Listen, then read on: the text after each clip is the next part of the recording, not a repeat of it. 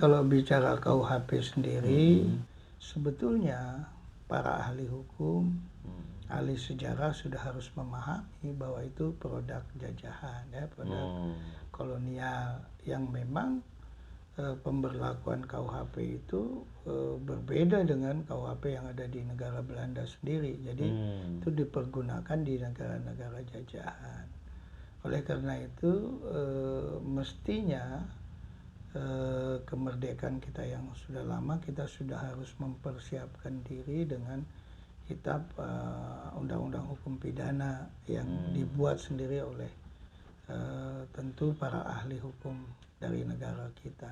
Secara realita memang bangsa kita mayoritas beragama Islam.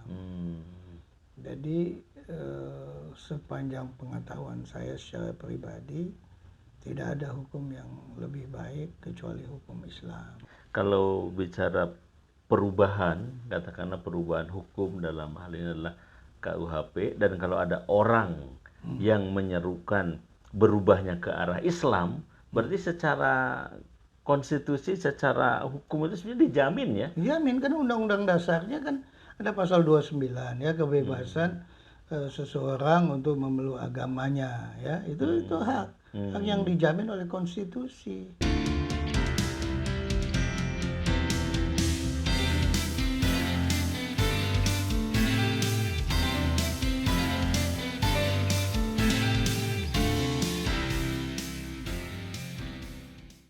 Assalamualaikum warahmatullahi wabarakatuh. Pemirsa Bincang Perubahan yang berbahagia, alhamdulillah kita bisa bertemu kembali. Dan pada hari ini kita akan berbincang tentang perubahan dengan pengacara senior Pak Ahmad Mihdan. Assalamualaikum Pak Mihdan, apa kabar? Sehat? Insya Allah kabar baik. Ini jadi saya juga ketemu dengan Ustadz senior ini. Ciri senior itu ini putih, rambut putih. Saya rambutnya putih ya. Baik, alhamdulillah. Gimana lebarannya? Ya, saya kebetulan lebaran di Sumatera Utara, di Medan, pulang kampung. Dan kebetulan ada kegiatan juga menangani perkara di Medan begitu. Oh iya. Baik, Pak Mihdan, kan belakangan ini ada itu tuh yang mengajukan judicial review ya terkait dengan KUHP, katanya advokat itu akan dikriminalisasi atau apalah namanya. Nah, ini pandangan advokat senior bagaimana terkait hal ini? Ya, memang sebetulnya kalau bicara konteks profesi advokat, advokat itu punya kemandirian, ya, sebetulnya punya kemandirian yang harusnya layaknya memang diatur oleh advokat itu sendiri, ya. Tapi sayangnya di kita ini persoalan advokat juga menjadi persoalan tersendiri, ya. Kalau konteksnya terhadap KUHP tentu saja ya amat berbeda ya. Kalau di dalam peraturan Belanda, advokat adalah advokat ya, yang memang tidak dicampur baurkan, tidak diaduk, tidak dipersoalkan di KUHP. Namun demikian, kalau bicara KUHP sendiri, terlepas secara historis, kemudian kitab undang-undang itu menjadi bagian sumber hukum di negara ini yang mengatur tentang kitab hukum pidana yang kemudian diberlakukan, tetapi sebetulnya para ahli hukum, ahli sejarah sudah harus memahami bahwa itu produk jajahan, ya, produk kolonial yang memang pemberlakuan KUHP itu berbeda dengan KUHP yang ada di negara Belanda sendiri. Jadi itu dipergunakan di negara-negara jajahan. Oleh karena itu mestinya kemerdekaan kita yang sudah lama, kita sudah harus mempersiapkan diri dengan kitab undang-undang hukum pidana yang dibuat sendiri oleh tentu para ahli hukum dari negara kita. Nah, menarik sebetulnya karena kita punya kitab kita punya undang-undang dasar, mempunyai nilai-nilai kemanusiaan yang tinggi ya, yang luar biasa, dan juga diilhami dengan rahmat Allah ya, karena selain ya itu menjadi bagian yang sudah dinyatakan di dalam mukadimah Undang-Undang Dasar kita, secara realita memang bangsa kita mayoritas beragama Islam. Jadi sepanjang pengetahuan saya secara pribadi, tidak ada hukum yang lebih baik kecuali hukum Islam. Ya, jadi dengan dasar itu, bahwa karena undang-undang dasar kita adalah undang-undang dasar yang mempunyai nilai-nilai kemanusiaan yang tinggi, sementara kitab undang-undang itu adalah produk negara jajahan yang kemudian itu dipergunakan untuk di daerah-daerah jajahannya Belanda ya, itu produk Belanda, ya, kurang tepat kalau itu kemudian ya, ini menurut hemat saya secara pribadi satu kemunduran terhadap pengaturan tentang hukum ya, yang seharusnya diilhami oleh kemerdekaan itu, digerakkan oleh pemahaman keislaman yang punya nilai-nilai hukum yang luar biasa. Teman-teman saya sekarang kan di dunia perkembangan bagaimana hukum Islam itu diratifikasi menjadi hukum internasional, sampai masalah perbankan, ada perbankan syariah. Ya itu kan mengilhami. Kemudian bagaimana hak asasi dalam konteks perang di dalam Islam. Itu luar biasa. Di dalam Islam perang itu nggak bisa merusak rumah ibadah, kemudian bisa yang menjadi korban rakyat sipil, orang tua, perempuan, anak-anak. Di dalam Islam nggak boleh. Ini sebenarnya bagian lain bahwa ada nilai-nilai luar biasa dalam hal pengaturan hukum yang berkaitan dengan kemanusiaan dan keadilan itu ada di dalam Islam. Mestinya ini mengilhami. Ya, jadi mestinya pakar-pakar hukum di Indonesia ya berusaha lah bagaimana menciptakan, membuat peraturan perundang-undangan yang tidak lagi berpegang pada sekedar perubahan terhadap KUHP itu. Ya, artinya cuma memoles sana sini.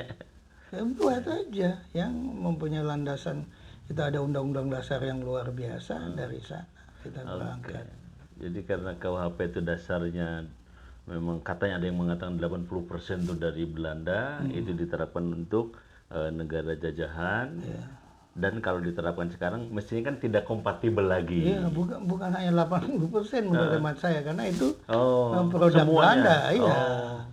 Dan itu yang kemudian diberlakukan ya. Ya, karena belum ada, kan kita baru merdeka, nggak ada hukum. Nah, ini diberlakukan. Artinya tidak cukup hanya rubah dikit di sini, poles di sana, gitu begitu, ya. Kira-kira. Selain tadi kan antum bicara karena diajukan di MK persoalan keadvokatan. Ya. Sebetulnya advokat sendiri di dalam di kategori di dalam undang-undang di Belanda dia mempunyai nilai tersendiri. Oh, mandiri itu ya. Mandiri, dia bisa. Begitu. Jadi ya menurut hemat ya ini bagian lain ya, di mana sebetulnya persoalan hukum itu cukup pelik ya, cukup kompleks, sehingga ya hukum yang mempunyai nilai keadilan itu agak sulit didapat gitu loh. Ya, apalagi kalau sumbernya manusia ya. Betul. Ya, berarti kalau bicara perubahan, katakanlah perubahan hukum dalam hal ini adalah KUHP, dan kalau ada orang yang menyerukan berubahnya ke arah Islam, berarti secara konstitusi secara hukum itu sebenarnya dijamin ya. Dijamin kan undang-undang dasarnya kan ada pasal 29 ya, kebebasan seseorang untuk memeluk agamanya ya. Itu hak yang dijamin oleh konstitusi. Hmm. Ya, seseorang beragama dengan keyakinannya begitu. Oke. Ya, jadi mestinya itu menjadi sesuatu yang dipegang. Oke. Ya, Bukan dituduh macam-macam ya. bukan karena itu keyakinannya gitu loh. Oke. Yang ya menurut pendapat saya secara pribadi sebetulnya banyak persoalan-persoalan yang berkaitan dengan hukum itu tidak kemudian mengadopsi dan kemudian menerima bulat-bulat, oh itu dari sana bagus gitu loh ya. Ya misalnya tentang terorisme ya, terorisme itu ya kalau bicara tentang kejahatan yang luar biasa, kalau di dalam Islam itu adalah muharib ya, kalau bicara teroris. Itu sebetulnya di dalam surat Al-Maidah kalau nggak salah ayat 35 ya, kalau nggak salah ya, 30 atau 35.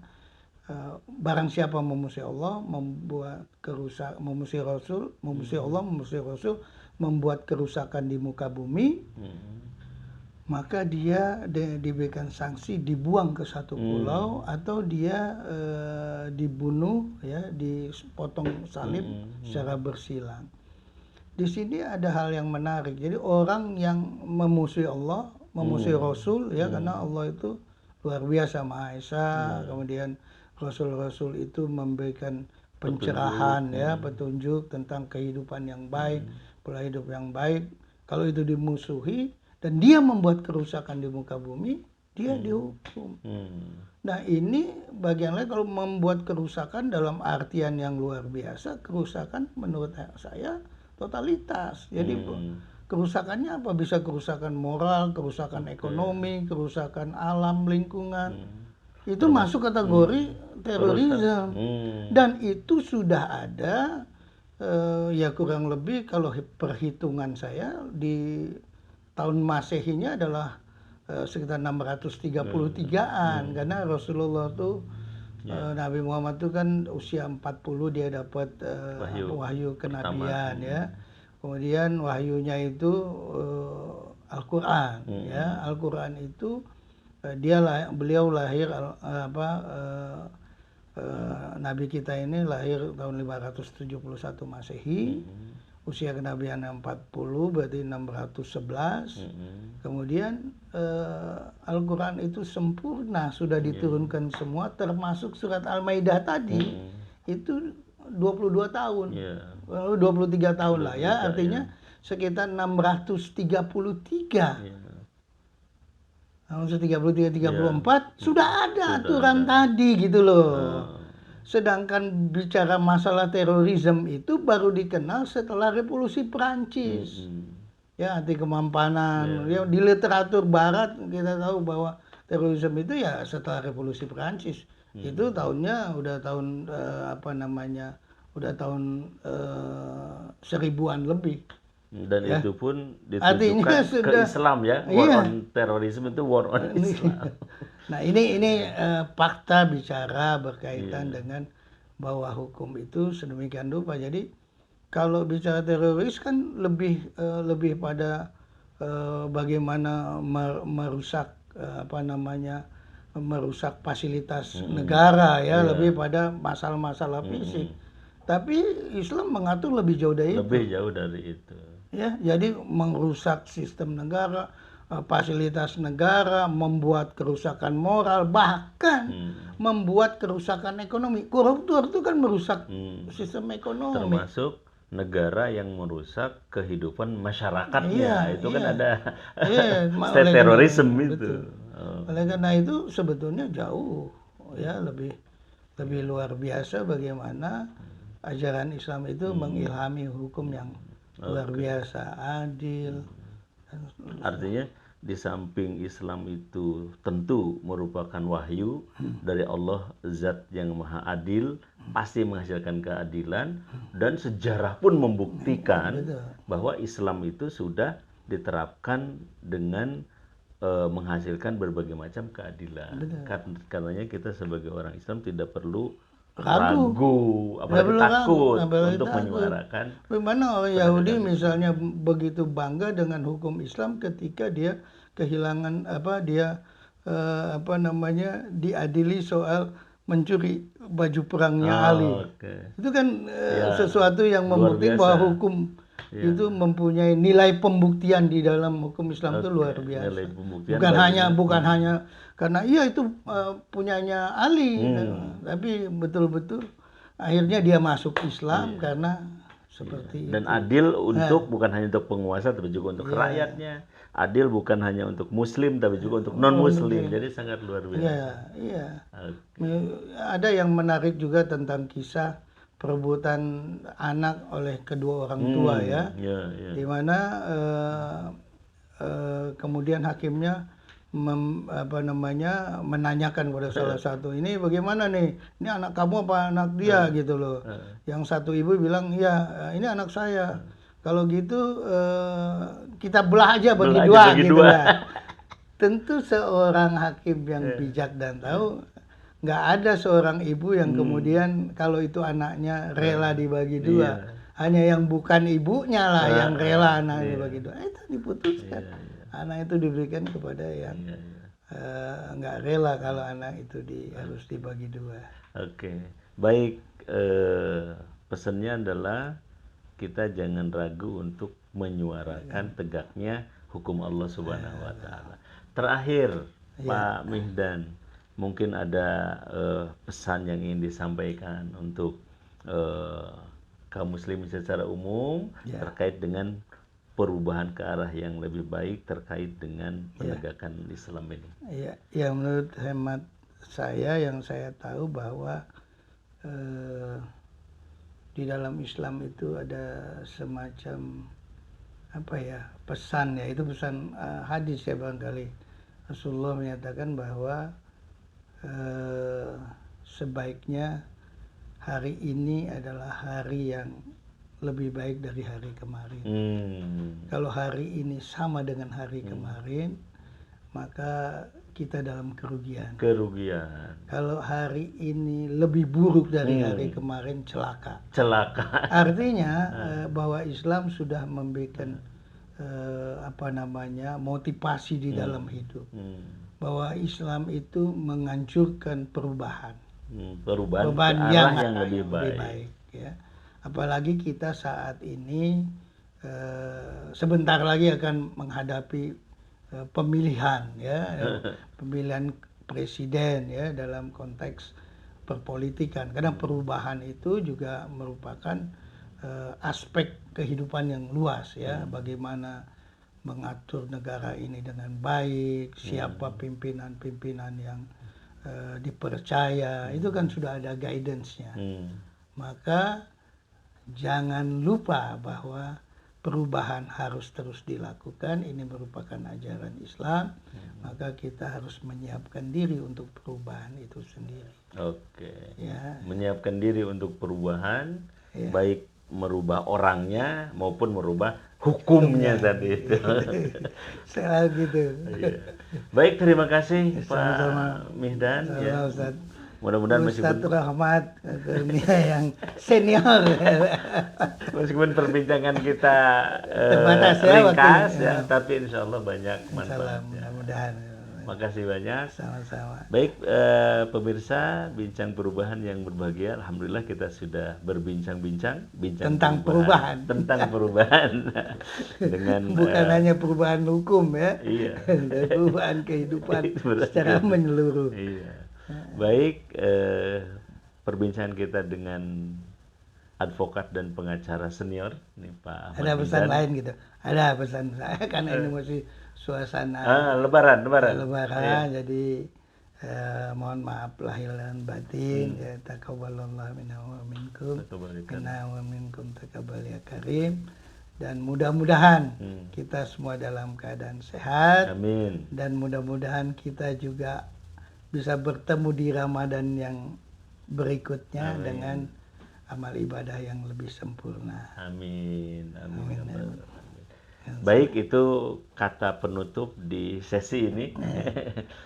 Pemirsa, sekali lagi terima kasih. Mudah-mudahan Allah Subhanahu wa taala menjadikan kehidupan kita menjadi lebih baik dan sampai jumpa.